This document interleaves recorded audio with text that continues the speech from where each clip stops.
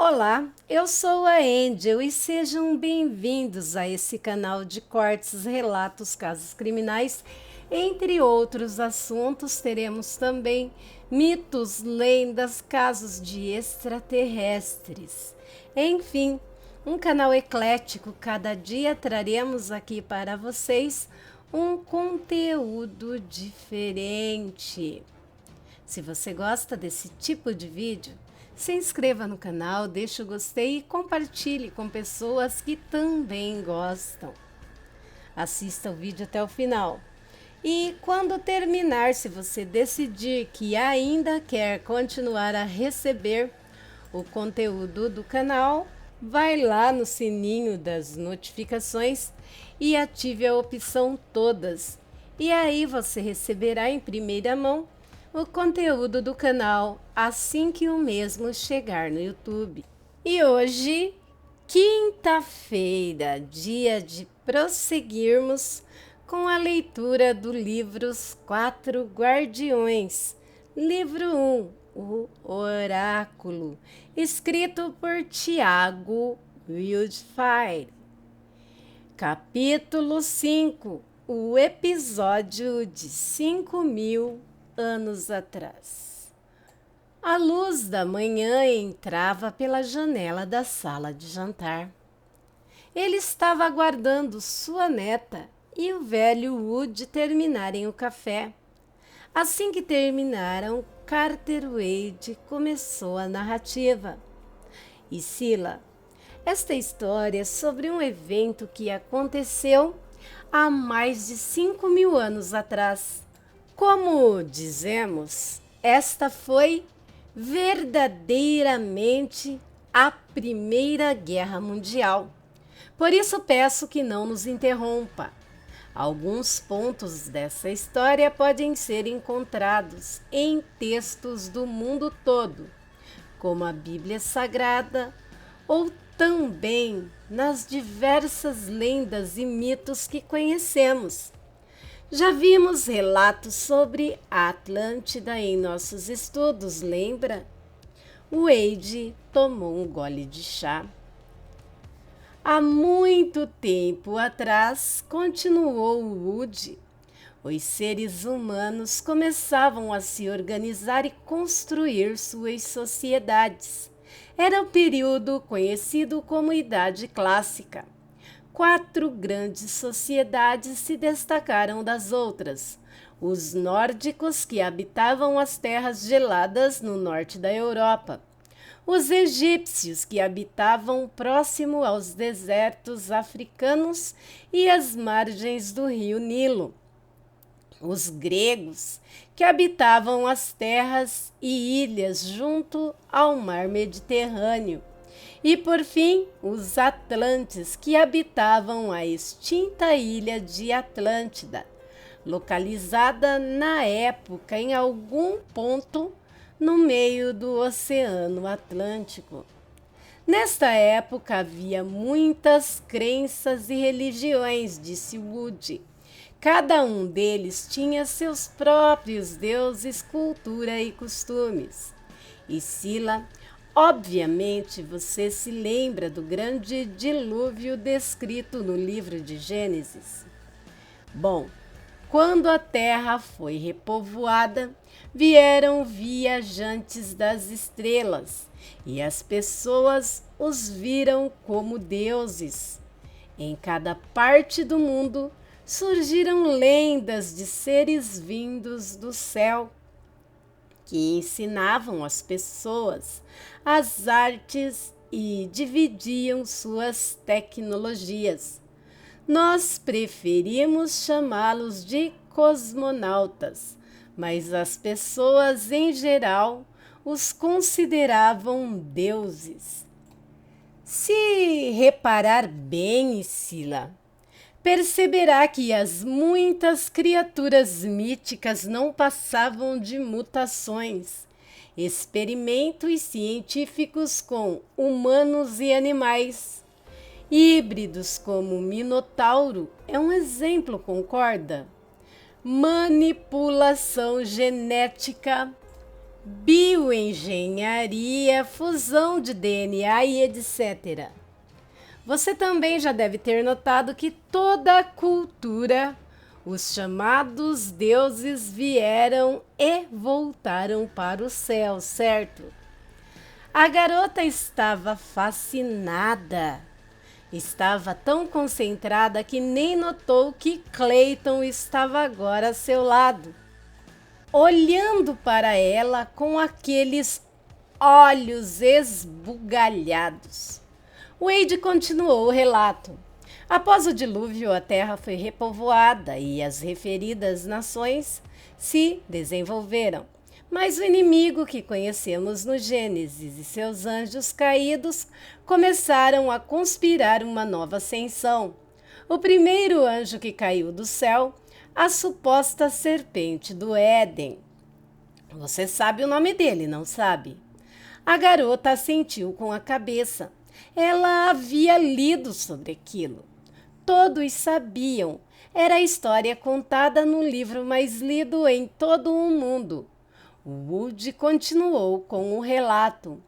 Então, das 4 grandes nações, Atlântida foi escolhida pelo mal. Ele infiltrou-se em Atlântida e começou a corromper os seus líderes e governantes um a um. Os Atlantes começaram a adorar um novo deus, a serpente divina. Era como eles o chamavam. E foi assim que a grandiosa Atlântida começou a mergulhar em trevas. Abandonaram então o culto ao deus grego do mar, que supostamente os protegia. Os gregos eram seus aliados. Entenderam esta mudança como uma ofensa e cortaram relações com os atlantes, explicou Wade. Seu estranho culto de adoração era de certa forma atraente. Adoravam a grande serpente e esta ganhava novas centenas de adeptos diariamente. E foi neste ponto da história que entrou em cena a Sociedade do Templo da Lua. Nossa sociedade surgiu no Antigo Egito, continuou Wood, na época chamada de Wadjet, pois usavam como símbolo um olho egípcio. A finalidade era vigiar e proteger as pessoas de eventuais ataques, catástrofes, atentados, tentar prevenir guerras, combater monstros e proteger o povo. E assim foram reunidos membros de várias outras nações, até mesmo alguns atlantes, que, cientes do perigo em lidar com o poder das trevas, eram contra o culto da serpente. Estes abandonaram a ilha e foram acolhidos pela Wadjet. Estas pessoas contaram o que realmente estava acontecendo naquele lugar.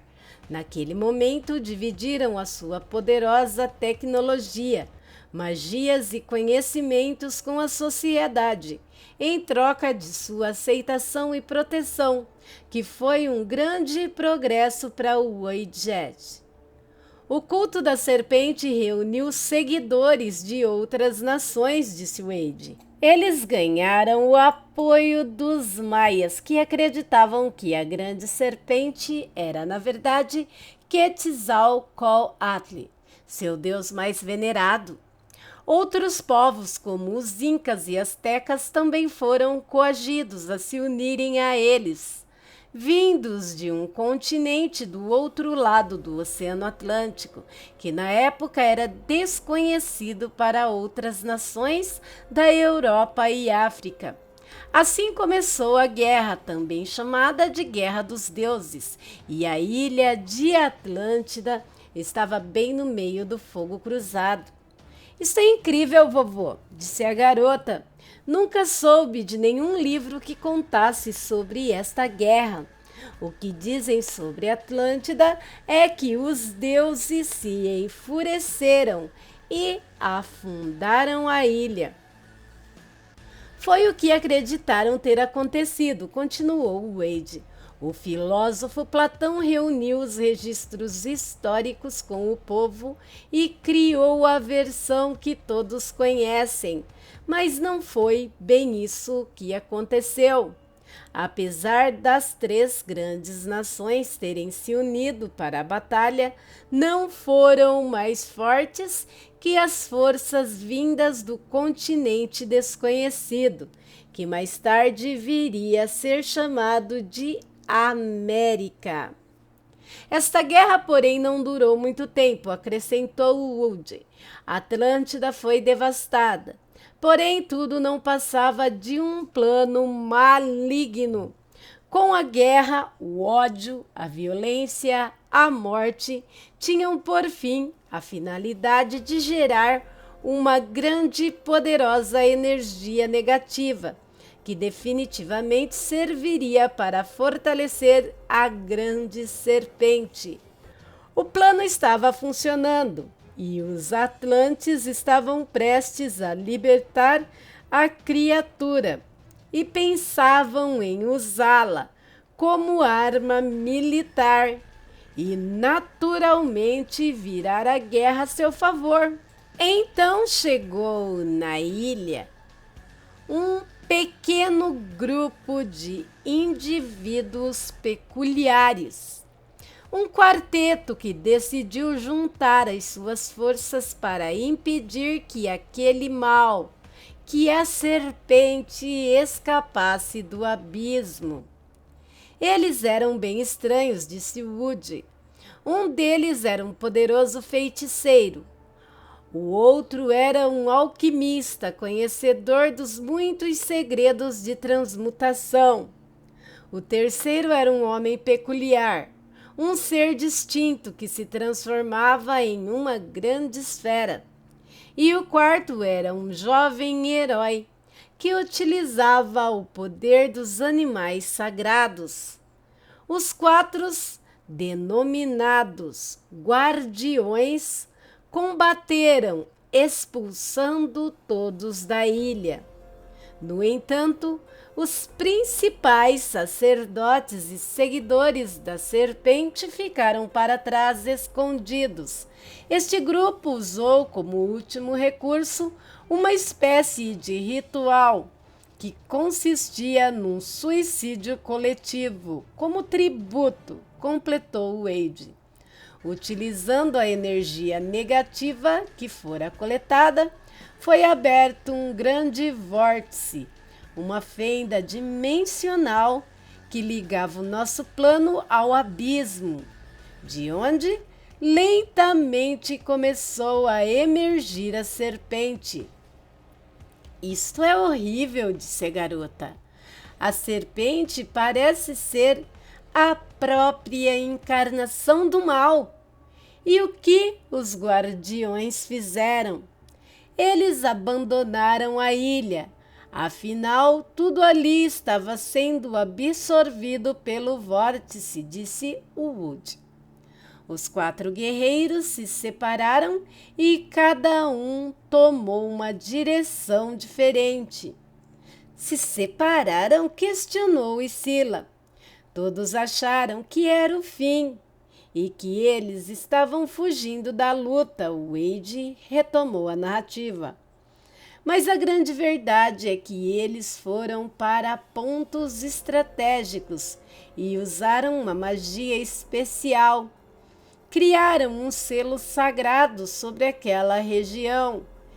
Isto que fez com que a serpente que estava emergindo das profundezas do inferno fosse selada e enviada novamente para o fundo do abismo. Assim, fechando definitivamente o vórtice. O que sobrara da ilha, então, foi tragado pelo mar, desaparecendo nas profundezas do Atlântico. E quanto aos heróis, O que aconteceu com eles? Perguntou Sila. Presume-se que tenham morrido naquele dia, já que usaram todas as suas forças para impedir que a criatura escapasse. O selo foi criado ao custo de suas vidas, disse o Wold. Não sabemos sobre o alquimista, a fera e o feiticeiro, continuou Wade, mas uma estátua surgiu, onde o jovem herói fora visto pela última vez. A sociedade de Widget o encontrou em uma ilha ao sul de onde ficava a Atlântida, em uma espécie de plataforma em ruínas. Ali edificaram um santuário, que mais tarde cresceu e passou a ser chamado de Templo da Lua. Encontraram também, junto ao herói, um baú parecido com esses que você ganhou. Os membros da Widget tentaram abrir o baú, mas ninguém foi capaz, disse Wood. Somente algumas décadas depois é que conseguiram finalmente abrir e analisar o seu conteúdo.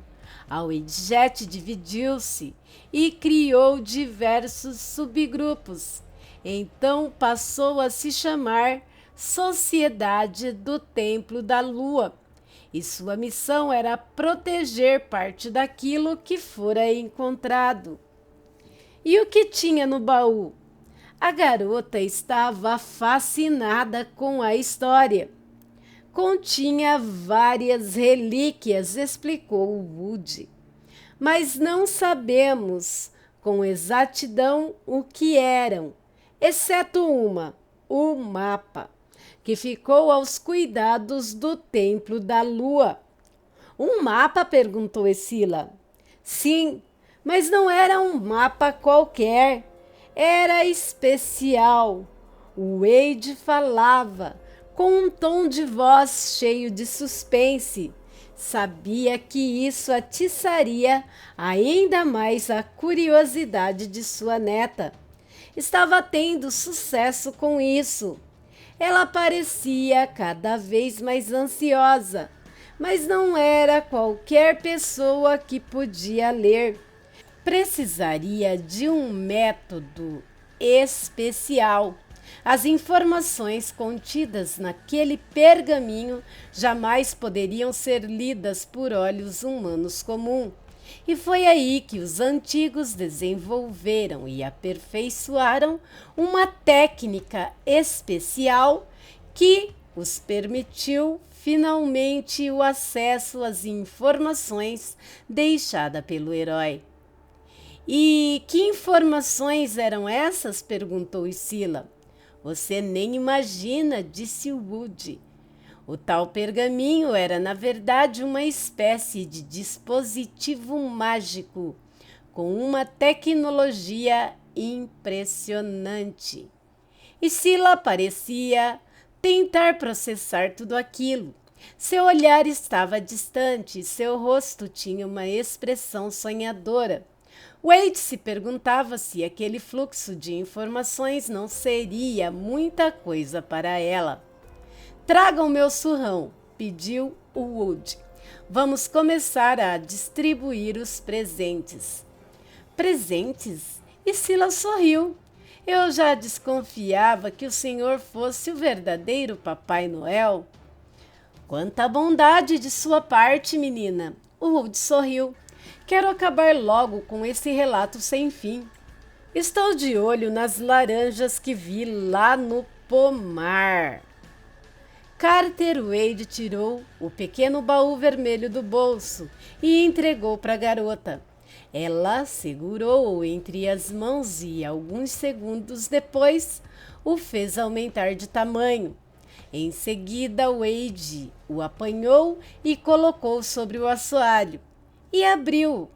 Imediatamente, um açalpão vermelho e dourado se materializou no meio da sala de jantar. Ei! Gritou a garota, quando Clayton pulou dentro do açalpão após Wade abri-lo. Vovô, este peru agora pegou o hábito de entrar em casa. Ah, não seja cruel. Ele só quer ajudar, disse Wade. Logo Clayton subia as escadas, com esforço, puxando uma alça do surrão com o bico. Muito bem, Clayton. Desde quando isso aí é treinado para obedecer? Perguntou Sila, apontando para o peru. Não seja rude com ele, pediu Wade sorrindo. Vocês serão bons amigos um dia. E pelo jeito, ele realmente não vai mais para o forno no Natal, não é, vovô? Woody riu. A ave deu um sonoro gorgolejo. E após o Wade fechar o açalpão, ele se aninhou sobre a aldrava e voltou a encarar a garota. Woody pegou o surrão e tirou lá de dentro uma estranha esfera. Uma esfera vermelha com um halo dourado, encrustado de safiras, onde havia um orifício que se parecia com uma fechadura. Wade ficou surpreso com o que via, pois aquele objeto nunca havia saído de dentro do templo e agora estava ali, embaixo do seu humilde teto. Aquela esfera continha o bem mais precioso, pelo qual os guerreiros do templo deram suas vidas para proteger. Que coisa é essa? Perguntou sua neta. Mais respeito quando for referir-se a isso, disse Woody, limpando a esfera com a toalha da mesa de jantar. Aqui dentro está aquilo que o demônio e suas moscas tanto desejavam: o mapa. Woody pegou um pequeno punhal que estava preso em seu cinto. Em seguida, removeu a toalha da mesa do lugar onde estava. E Sila observava sem entender. Ele apanhou o punhal e fez um pequeno furo na palma de sua mão. Então, começou a desenhar um círculo com o próprio sangue sobre o vidro da mesa. Em seguida, escreveu algumas palavras no interior do círculo, palavras escritas no idioma antigo. Wade reparou que a neta estava tentando ler o que estava sendo escrito, porém não teve tempo, pois naquele momento o Woody colocou a palma da mão no centro da figura. Esta começou a brilhar intensamente, fazendo surgir uma densa névoa sobre aquele local. E Sila: o que o Sr. Woody fez? A névoa começou a se dissipar e no local onde ele tocara, surgir uma bonita chave feita de um metal negro reluzente. Seu avô então pegou a chave e inseriu aquele estranho objeto. Ele colocou a esfera no meio da mesa, girou a chave e afastou-se. A esfera começou a se dividir ao meio e um vidro em forma cilíndrica foi aparecendo entre as duas metades da esfera, que continuavam a se distanciar. E Sila reparou que havia algo lá dentro. Era o pergaminho, caprichosamente enrolado e preso por um laço de fita dourada. O pergaminho flutuava dentro daquele tubo, como se não houvesse gravidade. Era mais um objeto mágico. Veja só, o tubo inviolável será aberto pela primeira vez depois de muitas décadas. Seu avô parecia feliz. Será que meus velhos olhos ainda conseguem ler o pergaminho? Vocês não me contaram o que eles fizeram para ler o pergaminho, disse a garota. Não vamos lhe contar, vamos lhe ensinar, disse o seu avô sorrindo. É isso mesmo, mas se eu perceber que não está se dedicando, eu não vou treiná-la mais, disse Woody. Eu vou me dedicar, prometo, respondeu ela. Woody abriu o pergaminho sobre a mesa. Não havia nada ali. Era apenas um pergaminho velho e encardido. Eu, John Woodbury, o homem mais bonito aqui presente, jardineiro, sacerdote, grão-mestre do Templo da Lua, ordeno, revele-se. O pergaminho envelhecido começou a brilhar intensamente. Então, começou a ter uma nova textura, como se estivesse ficado novo, onde antes não havia nada a não ser a superfície envelhecida e sem cor. Surgiu uma pintura, uma mistura de cores. A garota se aproximou e tentou decifrá-lo, mas não percebia nada demais. Parecia uma pintura feita por uma criança. Como poderia haver algo escrito ali? Este pergaminho é uma verdadeira maravilha. Há algumas etapas que devem ser seguidas para lê-lo. O primeiro passo é fazer a imagem se revelar, disse Woody, tocando o pergaminho com o dedo indicador. Você precisa inserir sua energia. Deve conjurar e moldar o seu poder mágico para energizar o pergaminho. Veja bem como deve ser feito isso. Na ponta do dedo de Woody começou a jorrar um líquido brilhante, de cor vermelha e preta, que se espalhou sobre a superfície do pergaminho.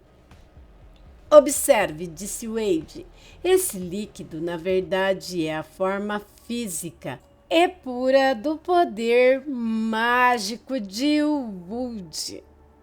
Incrível! No começo pensei que fosse mais sangue, disse Scylla. A pintura começou a mudar. As cores começaram a se mover e ganhar forma. E Scylla ficou admirada com o espetáculo de cores e movimento. Novas figuras de estranhos formatos apareceram no meio do pergaminho. Então a massa de cores se dividiu.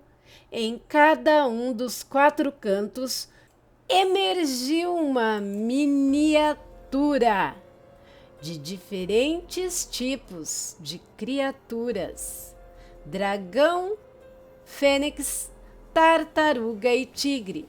No meio do círculo, com o desenho de uma grande estrela em seu interior. É algo admirável, disse o avô. É muito lindo, disse Scylla. Agora vem o verdadeiro teste. Cada um dos presentes que deseja ler o mapa precisa tocar a mão direita no meio do pergaminho.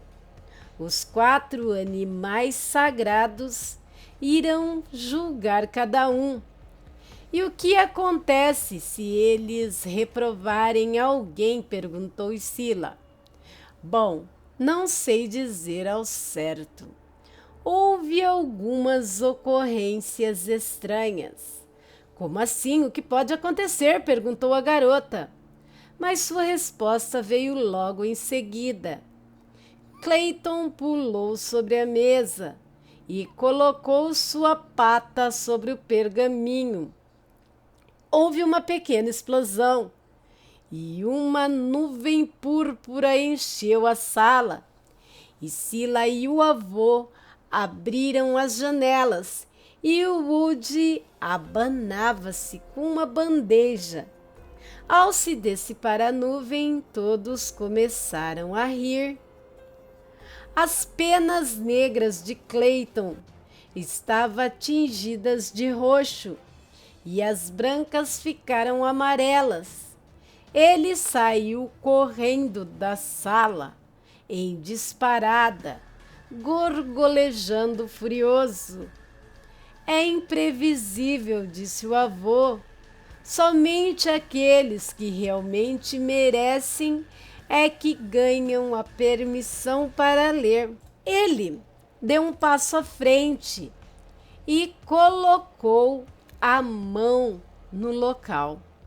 A tartaruga acenou com a cabeça como quem diz sim. Viu só? Em seguida foi a vez de Woody. Os olhos do dragão brilharam. O homem se afastou para que Scylla tentasse. Ela se sentiu insegura. Será que eles a rejeitariam assim como fizeram com o Clayton? Seus lindos cabelos negros ficariam cor-de-rosa. Ela hesitou e começou a tremer. 4 pequenos animais em um pergaminho milenar iriam julgar se ela devia ou não ser digna de conhecer os segredos do pergaminho.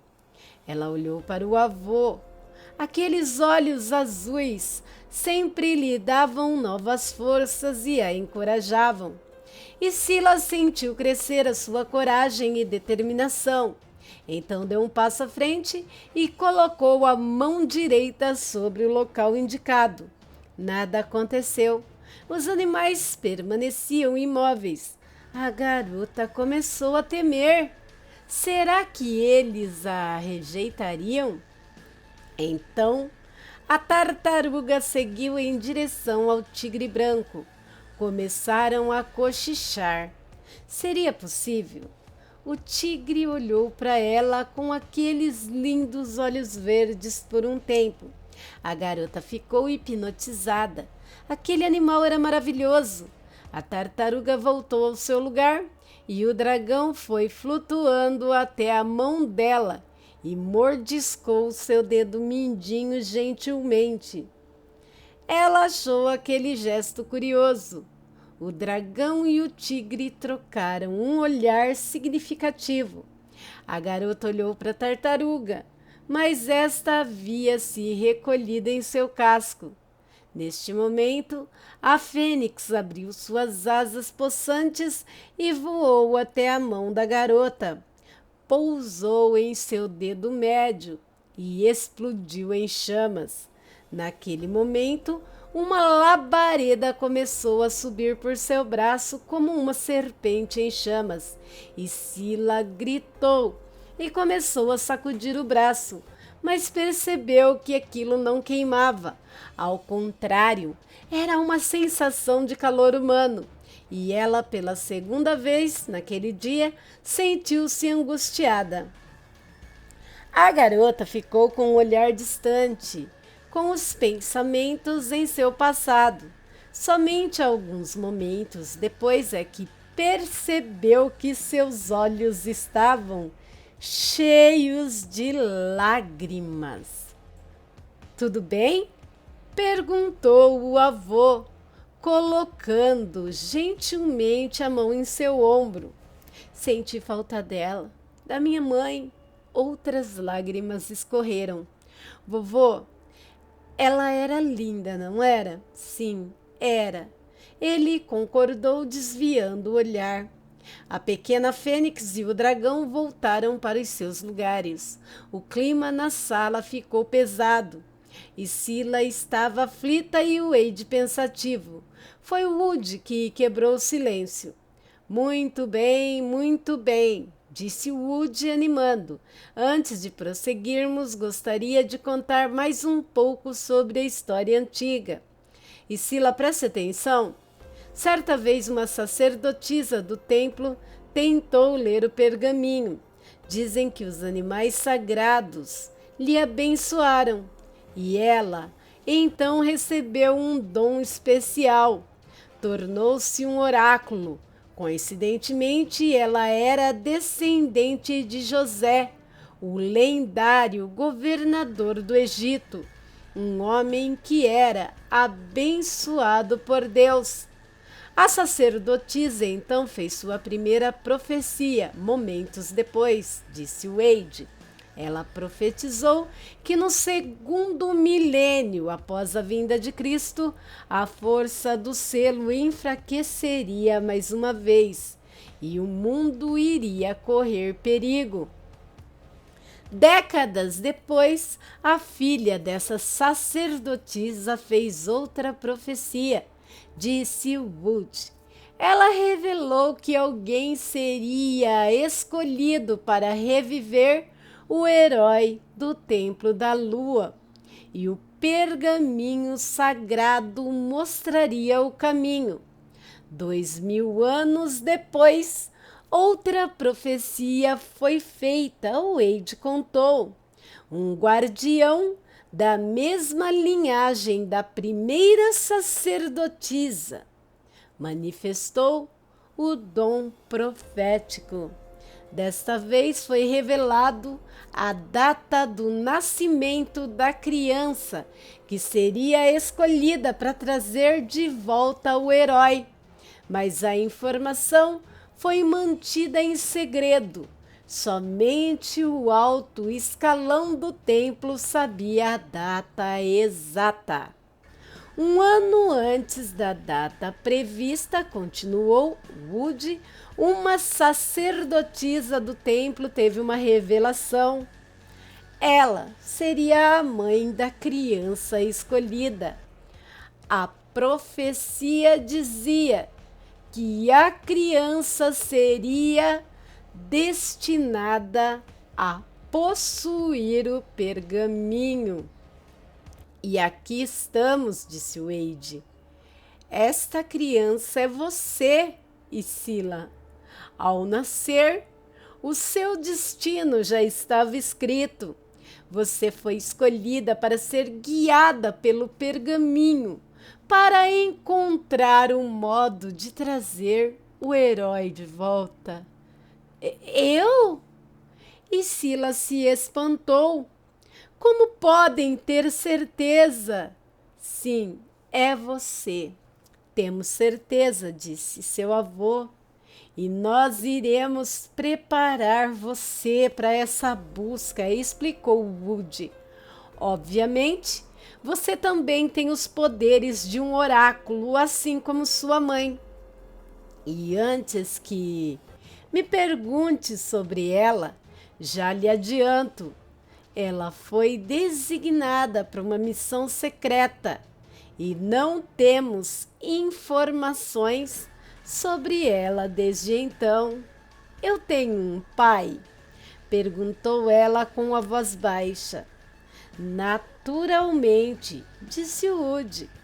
Mas antes que pergunte sobre ele, a resposta é não. Não sabemos ao certo quem ele é, nem onde está. No futuro, se encontrares sua mãe, ela provavelmente irá contar-lhe. Então, nos poupe de suas perguntas sobre sua origem, pois tudo o que você deveria saber, nós já lhe contamos. Eu não sei o que dizer, disse Sila. Todas estas informações de uma só vez. E Sila, fique firme, disse seu avô. Peço apenas que compreenda. Você está destinada a coisas incríveis.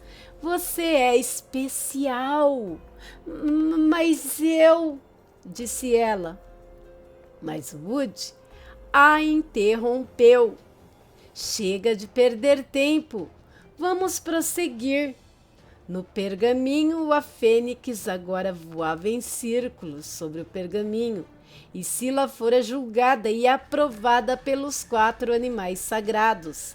Agora ela poderia acessar os segredos. Os animais, então, se reuniram no centro e, com um forte brilho, desapareceram. O pergaminho mudara novamente. e no centro agora havia um mapa do mundo. E isso era tudo. É só isso? Perguntou a garota. A próxima fase do teste é usar uma técnica especial para ler, disse o avô. Você precisará dominar o que chamamos de a visão do terceiro olho. O que é isso? Perguntou ela curiosa. Esta habilidade permite que você desperte o terceiro olho, disse o Woody. Ou seja, permitirá que você enxergue com os olhos do espírito, entendeu? Só assim poderá ler um mapa. O que estamos esperando? Vamos começar, disse a garota. Intervalo! Exclamou o avô. Ele tocou o pergaminho com o dedo indicador e as cores começaram a girar como um redemoinho e desapareceram. Ele então enrolou o pergaminho, amarrou-o com a fita e guardou no tubo.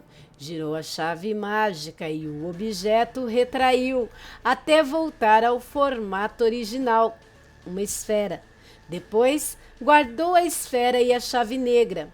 Woody fechou o baú vermelho e o açalpão desapareceu. Ele também o encolheu e entregou para o avô. Que tal descansarmos um pouco? Após o nosso delicioso almoço, vamos continuar, disse o seu avô com otimismo. Dona Fátima acabara de chegar, trazendo uma cesta cheia de legumes para preparar o almoço. Seu avô e o Woody foram ao escritório. A garota já ia saindo, quando a sorridente cozinheira perguntou lá da cozinha: E Sila, o que você fez com aquele peru? Ele está todo colorido. Ah, dona Fátima, foi só uma brincadeira, respondeu a garota sorrindo.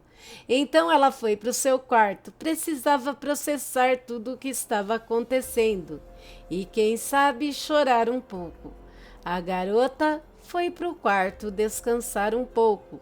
A lembrança de sua mãe havia mexido com ela. Ela tirou a diadema e colocou sobre o criado. Então tirou a blusa e deitou-se na cama. Ela não havia percebido, mas em suas costas,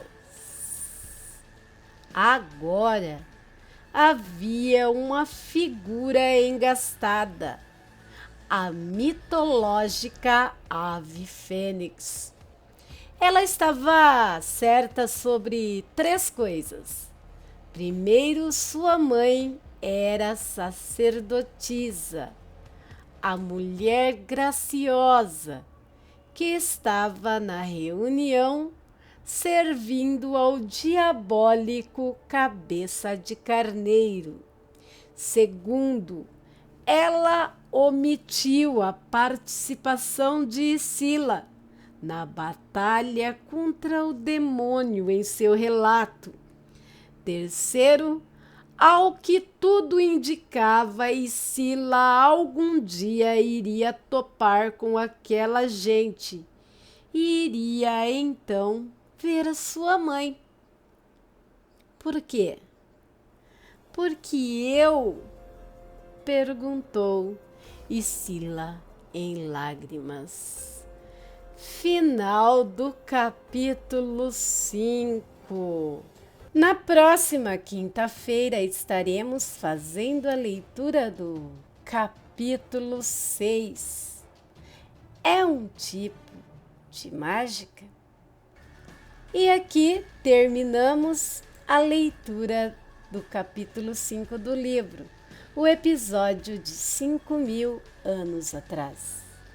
Do livro Os 4 Guardiões, livro 1, O Oráculo, escrito por Tiago Wildfire. Se vocês gostaram da história, quinta-feira estarei trazendo mais um capítulo. Se você gostou do canal, se inscreve aí, deixa o seu gostei, compartilha esse vídeo, Se quiser continuar a receber notificações do canal, vai no sininho das notificações e clica na opção todas e sempre que tiver vídeo novo aqui você será notificado. Deixe suas opiniões e sugestões de novos livros a serem lidos aí na descrição do vídeo. Deixe também suas considerações, com respeito, é claro. Todas essas ações ajudam e muito o canal. Mas você também pode ajudar o canal de outra maneira. Esse canal não é monetizado. E se você quiser dar um up, eu deixarei a chave do Pix do mesmo aí na descrição do vídeo. Bem, por hoje é só. Fiquem com Deus e até o próximo vídeo. Tchau, tchau!